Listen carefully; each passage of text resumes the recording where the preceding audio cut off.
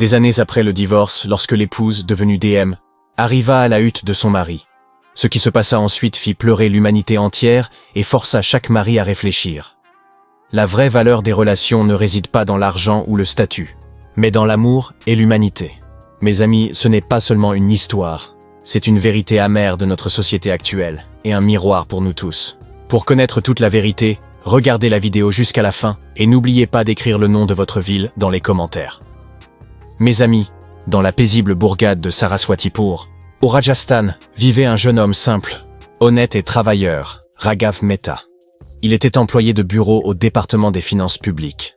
Ses parents, Gopal Mehta et Shakuntala Devi, menaient une vie modeste. Dans le village, Raghav était simplement connu comme un garçon digne de confiance et au cœur pur. Chaque matin, il s'occupait des petites tâches ménagères, servait ses parents, puis prenait le bus pour se rendre à son travail à Virnagar. Sa vie coulait tranquillement, dans un rythme prévisible. Pendant ce temps, à Jaipur, un monde totalement différent existait. Un monde rempli d'études, d'examens compétitifs et de rêves, où évoluait Anushka Rathore. Brillante dans ses études, dynamique, elle rêvait de devenir IAS. Ses parents, Naval et Sandhya Rathore, accordèrent la priorité à son éducation. Lorsque l'âge du mariage arriva, la famille proposa la candidature de Raghav. Lors de leur première rencontre, Anushka déclara « Je ne renoncerai pas à mes études après le mariage.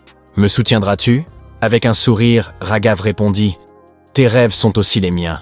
Je ne serai jamais un obstacle. » Le mariage eut lieu, et Anushka s'installa dans la maison simple de Saraswatipur, avec ses murs en terre, son petit jardin et sa cuisine modeste. Elle s'occupait des tâches ménagères le matin et étudiait jusqu'à tard dans la nuit. Mais peu à peu, les difficultés commencèrent à s'accumuler. Les parents de Raghav considérèrent ses études comme inutiles. Shakuntala Devi disait « À quoi bon tant d'études pour une belle fille? Occupe-toi de la maison. » Son beau-père se moquait également de ses ambitions. Son beau-frère Mahendra et sa belle-sœur Minal la taquinaient. « Alors, belle-sœur, tu vas devenir collectrice ?» Submergée par les moqueries, Anushka se brisait intérieurement. Une nuit, elle explosa. « Raghav, je ne peux pas vivre dans cet environnement. Si tu ne peux pas me soutenir, il vaut mieux qu'on se sépare. » Raghav tenta de la raisonner, mais la situation ne s'améliora pas. Finalement, Anushka retourna chez ses parents et se plongea dans ses études. Pensant qu'elle pourrait ainsi avancer dans la vie, Raghav lui envoya les papiers du divorce. Mais Anushka refusa de les signer, déclarant « Tant que je n'aurai pas réalisé mes rêves, je ne prendrai aucune décision. » Après 5 ans de travail acharné, elle réussit l'examen de l'UPSC et devint DM Anushka Rathore. Le destin joua un tour. Sa première affectation fut à Virnagar, la ville où travaillait Raghav. Lorsque la voiture blanche du collecteur arriva au bureau, tout le monde était là pour l'accueillir, y compris Raghav, tête baissée, cachant ses émotions. Anushka l'aperçut aussi, mais son cœur masqua tout. Depuis sa cabine, elle l'observa longuement à travers la vitre. Elle pensa « Il y a 2 ans, cet homme était mon mari. Où la vie nous a-t-elle conduits aujourd'hui ?» Elle demanda à son assistant, Ravi Shekhawat « Ravi, va te renseigner sur la vie de Raghav maintenant. » Ce que Ravi découvrit bouleversa Anushka. Lorsqu'il revint, son visage était marqué par une gravité étrange. Anushka demanda immédiatement « Ravi, que se passe-t-il ? Tout va bien ?» D'une voix lente et mesurée, Ravi répondit « Madame, Raghav vit seul maintenant, dans une petite chambre louée. Ni ses parents, ni son frère, ni sa sœur ne sont avec lui. » Anushka fut profondément choquée. « Pourquoi seul ?» demanda-t-elle, stupéfaite. Ravi expliqua. Après le divorce, il a coupé les ponts avec tout le monde. Il dit qu'il ne veut être un fardeau pour personne. Il va au bureau, retourne dans sa chambre et reste assis en silence. Il a cessé de fréquenter les gens. L'image du jour où Anushka avait quitté la maison de Raghav lui revint en mémoire. Elle sentit comme si quelqu'un lui serrait le cœur. Elle se posta près de la fenêtre, regardant un ciel triste, mais son cœur l'était encore plus. Ses yeux cherchaient Raghav à travers la vitre. Tantôt il travaillait, tête baissée dans ses dossiers, tantôt il transportait des fichiers et s'éloignait en silence. La distance entre eux était comme une rivière séparant 2 rives, désirant se rejoindre mais incapable d'arrêter son courant. Au bureau, la situation changea soudainement. Shambulal Sethia, un employé de longue date, connu pour sa corruption, spoliait les terres des pauvres depuis des années, falsifiait des factures et s'enrichissait avec la complicité des précédents officiers. L'arrivée d'Anushka le perturbait, car elle vérifiait chaque dossier minutieusement et bloquait toute irrégularité. Peu à peu, ses activités illégales furent stoppées et son argent cessa d'affluer, attisant sa colère. Un jour, dans les couloirs du bureau, il se mit à tenir des propos grossiers contre Anushka. Cette nouvelle collectrice se prend pour qui ? Elle ne tiendra pas longtemps, ici. Raghav, passant par là, entendit ces paroles. Une colère contenue éclata en lui. D'une voix ferme, il lança « Shambulal, surveille ton langage. Si tu dis un mot de plus contre madame, je ne le tolérerai pas. » Shambulal ricana. Oh, tant de colère pour elle. Aurais-tu un lien avec elle? Avant qu'il ne finisse sa phrase, Raghav le poussa violemment. Une onde de choc traversa le couloir. Les employés se regardèrent en silence. La rumeur se répandit comme une traînée de poudre. Raghav s'était battu pour défendre la collectrice. Y avait-il un lien entre eux? Cette rumeur atteignit rapidement la cabine d'Anushka. Elle fit appeler Raghav immédiatement. Lorsqu'il entra, elle était partagée entre colère et inquiétude. « Raghav, qu'as-tu fait? Tout le bureau parle de nous. Les gens vont mal interpréter. » Raghav resta silencieux, les yeux rivés au sol, la respiration lourde. « Tu ne vas rien dire ?» demanda Anushka, la voix tremblante. Après un moment, Raghav répondit d'une voix brisée. « Madame, je ne peux pas supporter qu'on parle mal de vous. Vous n'avez jamais quitté mon cœur. » Ces mots flottèrent dans l'air, empreintes de douleur. Les yeux d'Anushka s'embuèrent, mais elle se ressaisit. « Va-t'en maintenant, laisse-moi travailler. » Raghav sortit calmement, laissant derrière lui un silence pesant et les battements de cœur d'Anushka.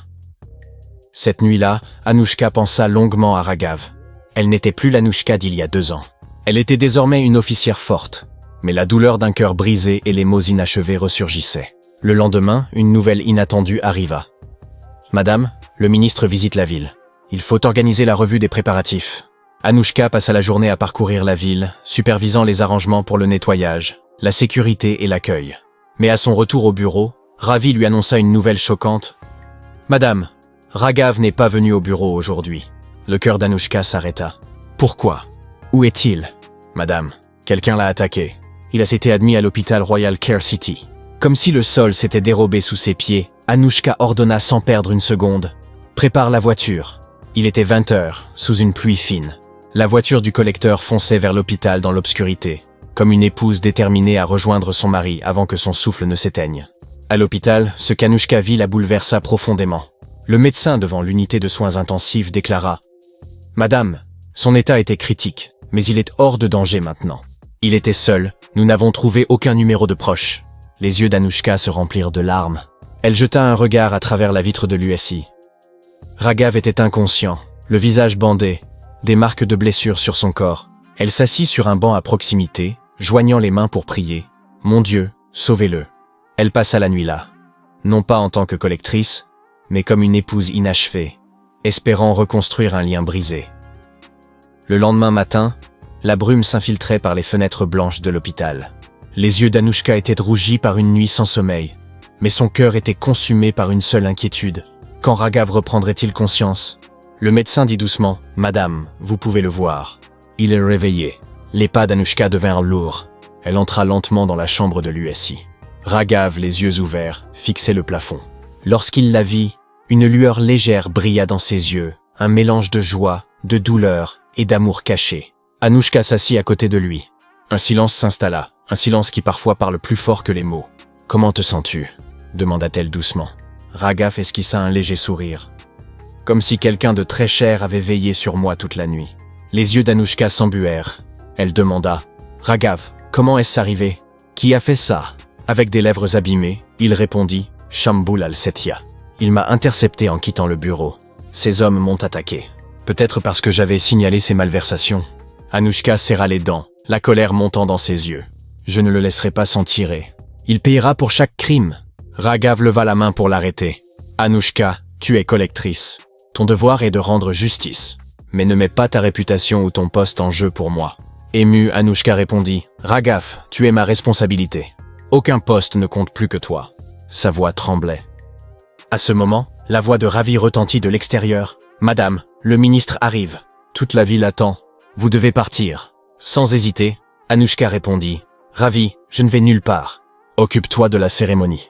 Dis au ministre que la collectrice est occupée par une urgence. » Ravi, inquiet, insista. « Madame, cela pourrait se retourner contre vous. » D'une voix ferme, elle répondit « Pour moi, la vie de Raghav est plus importante que n'importe quel événement politique. » Les yeux humides, Raghav murmura « Anushka, ne fais pas ça. Le ministre sera furieux. » Elle saisit sa main. « J'ai passé 2 ans sans toi, Raghav.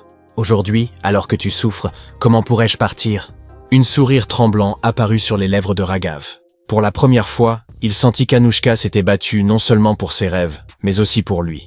Peu après, le médecin indiqua que le patient avait besoin de repos. Anouchka sortit et, debout dans le couloir de l'hôpital, prit une profonde inspiration. Malgré la douleur et la fatigue de la nuit, elle ressentait une paix intérieure. Elle avait suivi son cœur pour la première fois. Le soir, Raghav fut transféré dans une chambre ordinaire. Anouchka acheta pour lui du porridge léger, des fruits et des médicaments. Malgré son statut de collectrice, elle ajustait elle-même les draps de son lit.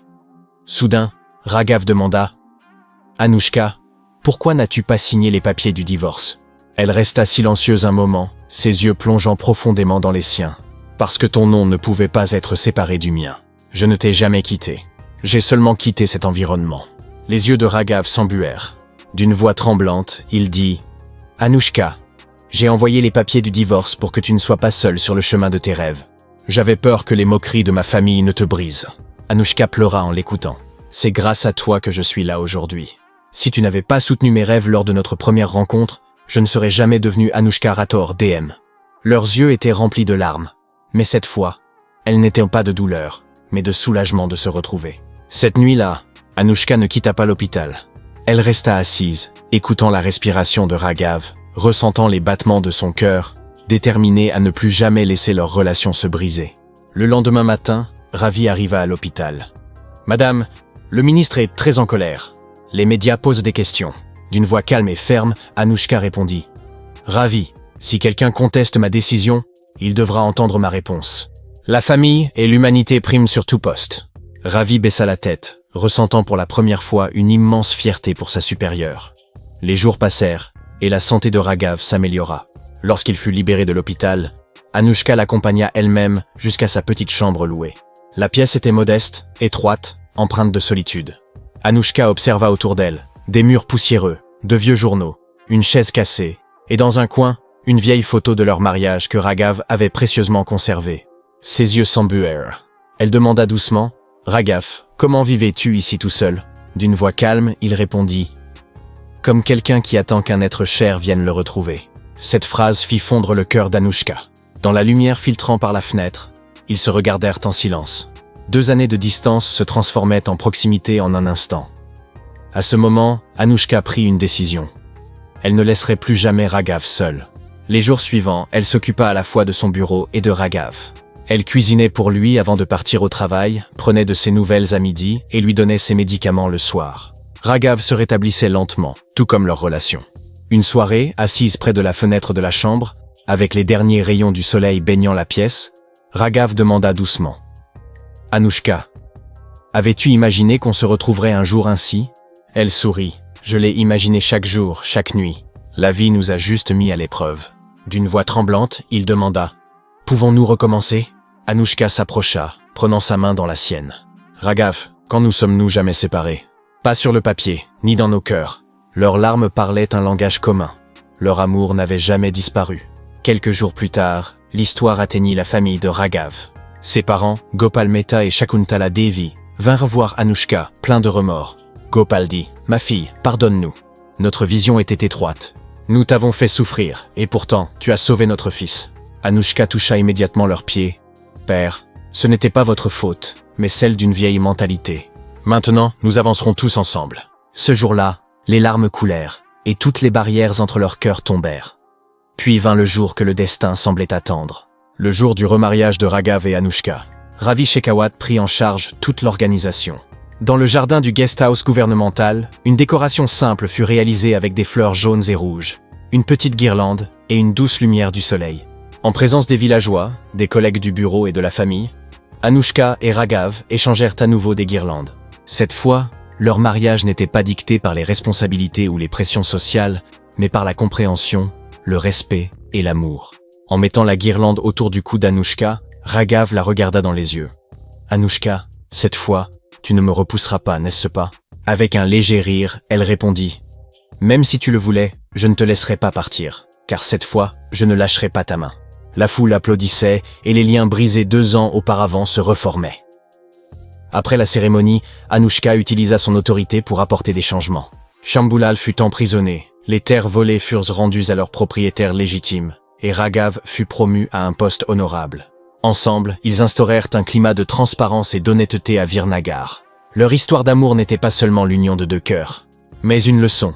L'amour, la confiance et l'humanité empêchent toute relation de se briser, si les cœurs souhaitent vraiment avancer ensemble. Mais, mes amis, si vous étiez à la place d'Anushka, auriez-vous mis de côté votre poste, votre prestige et les jugements de la société pour vous tenir à nouveau aux côtés de Raghav? Ou pensez-vous qu'une fois une relation brisée, la réparer n'est pas si simple? Dites-le nous dans les commentaires. Quel choix auriez-vous fait? Si vous avez aimé cette histoire, aimez et partagez la vidéo. Et soutenez notre chaîne en vous abonnant. À bientôt dans la prochaine vidéo. D'ici là, restez heureux, comprenez la valeur des relations et restez toujours auprès de vos proches.